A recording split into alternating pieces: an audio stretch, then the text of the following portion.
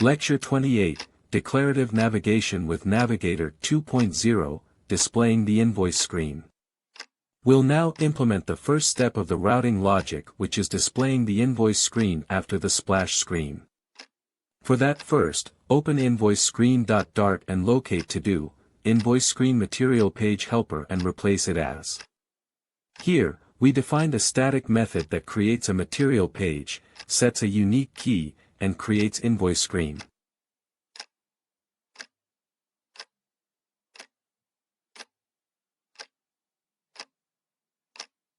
Next, head over to AppRouter.dart, locate To-Do, add InvoiceScreen and replace it as.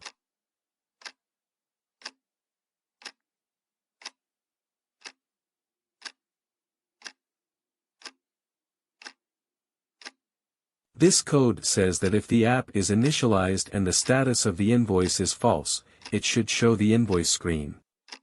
Now run our Flutter project for web. Now we'll see the splash screen for a few seconds, followed by the invoice screen. Great, that's it for this lecture. Thank you.